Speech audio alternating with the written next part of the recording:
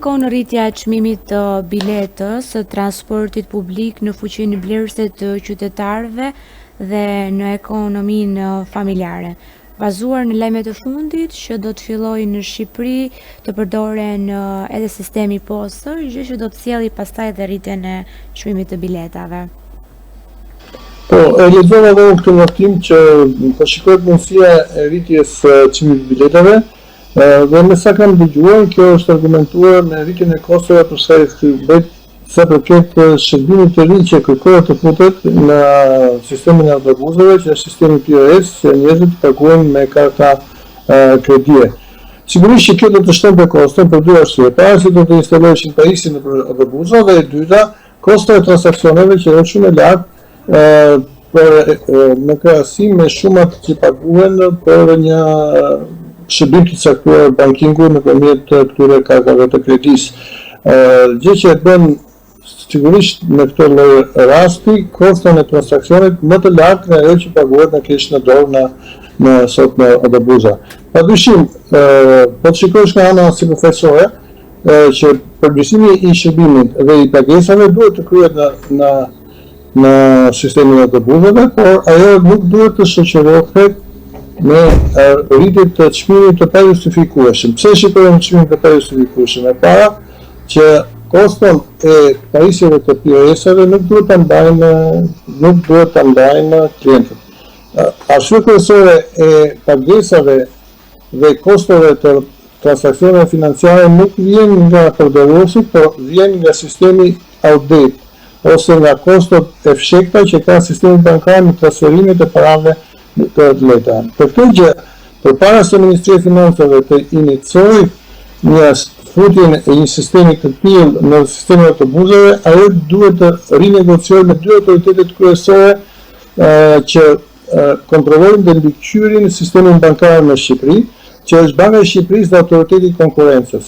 Ato duhet të analizojnë me saktësi se cilat janë kostot në cilat bankat kanë për sistemet e tyre të pajisjeve që bëjnë transaksionet ndërmjet të njëra tjetrës netting dhe shërbimin e pagesave online dhe nëpërmjet kartave të kreditit, dhe të shikojnë me rreptësinë më të madhe nëse ka abuzim në sistemin bankar dhe nëse çfarë duhet të bëjë sistemi bankar për uljen deri në zero të gjithë kostove të transaksioneve. Sepse ka mbi 20 vjet, 30 vjet që në Evropë të gjitha pagesat online nëpërmjet kartave të kreditit për brenda çdo lloj vendit evropian pagesat janë zero komisione për përdoruesit e kartave të kredisë dhe kartave të debitit, kurse në Shqipëri vazhdojnë ato të jenë të mëdha. Kur në kohë shërbimi dhe sektori financiar në Shqipëri vazhdon të mbajë komisione shumë të larta në drejtim të përdorimit të këtyre, gjë që ka frenuar në një farë mënyre që edhe klientët shqiptar të mos përdorin për në shumicë kartat e kredisë dhe mos për pagesat e vogla, të cilat mbartin kosto të jashtëzakonshme. Pra, unë do të thosha përpara se Ministria e Financave të iniciojë, ajo duhet të rinegociojë dhe të shikojë mundësinë me Bankën e Shqipërisë dhe Autoritetin e Konkurrencës një analizë të thellë dhe të detyrojë sistemin bankar të ulë deri në zero këtë koste. Ajo pastaj mund të kërkojë që të vendosë pagesat për biletat autobusit, por jo vetëm për ta shtrirë pagesat me karta kredie dhe me sistemin bankar, me pothuajse me gjitha transaksionet e tjera, por duhet të ulë kostot. E para.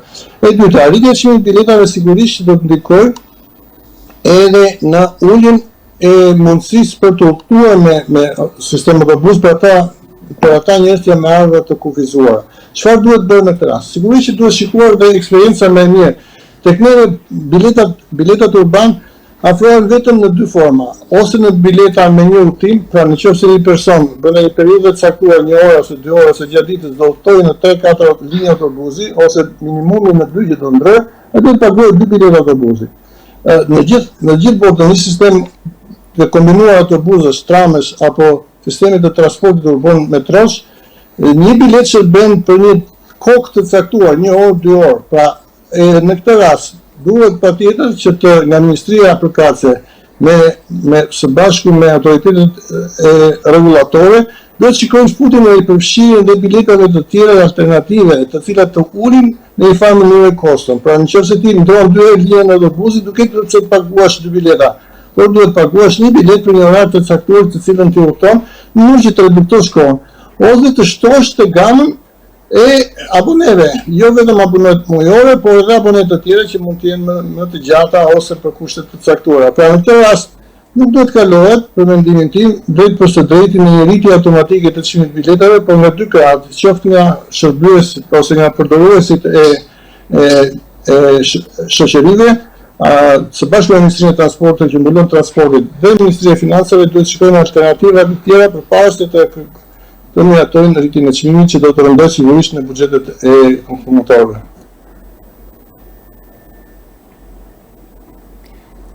Sa reale është kostoja ekonomike e instalimit të postëve krahasuar me kërkesën për rritje të biletës nga 40 në 70 lekë? Ajo do një analizë më të rëndësishme. Unë nuk mund të them që është e justifikueshme kjo lloj rritje, por mund të them që çmimet e biletave në Shqipëri janë nga më të ulët në rajon për shkak duke mas parasysh që edhe rrogat, edhe kostot e shërbimeve, edhe karburanti janë rritur.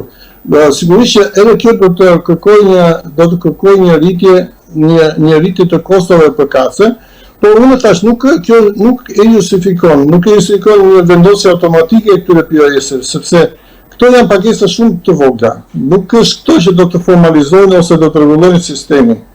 Pra nuk është se nga ana financiare do të bëjë një rregull më të madh në drejtim sepse dhe biletat e autobusit janë biletat tatimore, në mënyrë që janë biletat të cilat njihen si një faturë tatimore të cilën e përdor klienti. Pra nuk është sepse nëpërmjet POS-it ajo do të përmirësoj informalitetin apo do të përmirësoj xhirot, sepse ne e dim shumë mirë që vetë kompania e transportit ka një sistem të brendshëm kontrolli shumë të fortë, të cilët nuk lejojnë lëvizjen e qytetarëve pa bileta. Dhe qytetarët në këtë rast janë shumë të ndërgjegjshëm që bileta është një rëndësi sepse mund të një kontrollor dhe ta paguajë.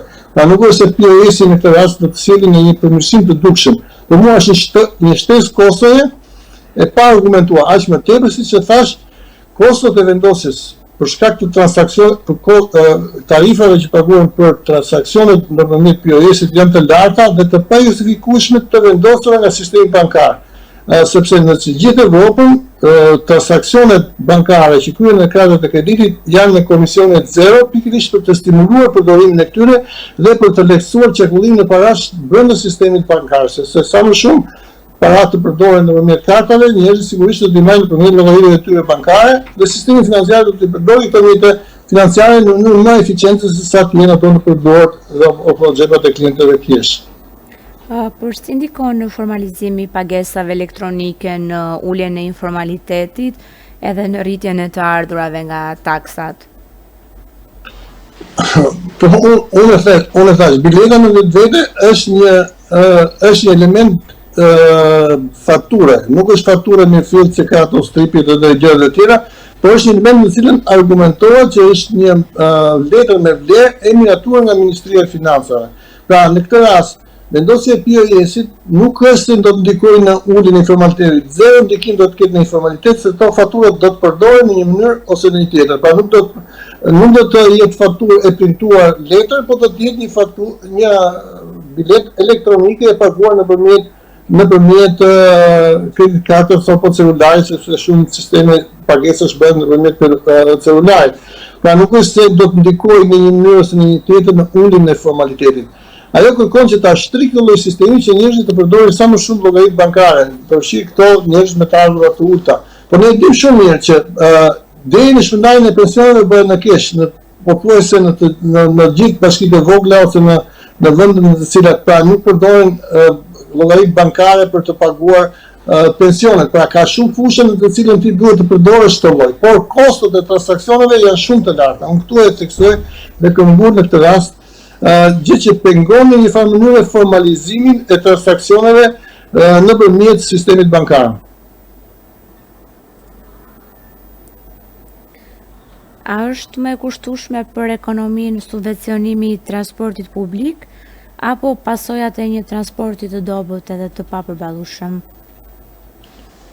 Tashi, ne jemi dëshmitar që në një farë mënyrë transporti e autobusave nuk e përballon fluksin e udhëtarëve. Edhe transporti interurban është shumë i vjetër dhe jo komod. Kjo për shkakun e dy arsyeve kryesore. Kryesorja është që nuk ka alternativa të tjera të transportit urban. Pra nuk janë zhvilluar sidomos në qytetet të mëdha si Tirana apo në qytetet të tjera që janë relativisht me popullsi të dëndur, metodat të tjera të transportit urban që janë metrot, tramet e tjera, të cilat do të krijonin një komfort më të madh në shërbimin e transportit urban dhe do ta linin transportin urban vetëm për zona më periferike apo për transportet më të shkurtra. Gjë do të krijonte një lehtësi dhe një komoditet akoma më të madh. Ne tash kemi vetëm sistemin e transportit urban, në cilat në kushtet kur veçanërisht Tirana është mbi populluar dhe rrugët janë po ato, ai transport zhvillohet në mënyrë shumë të ngadaltë, shumë të avashëm dhe sigurisht jo në kushtet normale sepse ka një mbipopullim ose një numër shumë i madh i njerëzve të cilët udhtojnë jo në kushte komude në këtë lloj. Ndërkohë që pa përmirësuar cilësinë dhe pa përmirësuar shërbimin në këtë lloj transporti, ti kërkon të rritësh koston e transaksioneve të udhëtimit. Kjo në një farë mënyrë do të sjellë një paksim të njerëzve, sepse rritja e çmimit nga 400 në 700, sigurisht një pjesë e madhe e njerëzve që mund të bëjnë 2-3 linja autobusi në autobus, do të detyrojnë ta bëjnë në këmbë në kushte më të vështira të modit apo të moshës që të kanë, sepse nuk do të ketë të përballueshme një transport të tillë, dhe sigurisht do të ulë cilësinë e jetës, ose do të rrisi kostot e punës, sepse do të duhet të udhtojnë më shumë në këmbë se sa në autobus, gjë që sigurisht që kjo do të krijojë probleme. Por e thash që edhe nga ana vetë transportit do të bëhen masat që të paktën të bëhen bileta të shënjestrueshme, domethënë të përcaktohet koha në të cilën ty hyn në bilet, ose të bëhet me stripje automatike, pra që në momentin që ty hyn në autobus të shënohet koha në të cilën je futur dhe që me këtë bilet ti drejt të udhtosh 1 orë apo mund të kesh edhe bileta ditore, që ti gjithë ditën mund të udhtosh me të njëjtën bilet, siç bëhet në të gjitha rastet. Pra një turist që vjen në Tiranë mund ta përdorë njëjtin atë biletën nga mëngjesi deri në darkë, siç bëhet në gjitha qytetet e botës, dhe nuk ke nevojë të presësh çdo herë në autobus bileta të ndryshme. Dhe këto bileta mund të shërbejnë në pikat e veçanta dhe mund t'i blesh elektronikisht. Pra mund të kesh automatet e biletave, të cilat mund të bëjnë bileta ditore ose bileta javore. Por duhet të shtohen pajisjet për kontrollin dhe verifikimin e kohës në të cilën ato futen, që janë në të gjitha linjat të autobusave në të gjithë Evropën. Nuk janë në ere, kanë mbi 30 vjet paktën që diun që kanë kuptuar që janë këtë lloj biletash dhe që përdoren në Evropën tonë. Ne vazhdojmë me sistemin e fatorinave që kemi pasur që përpara 50 vjetësh. Faleminderit shumë për intervistën. Faleminderit juve.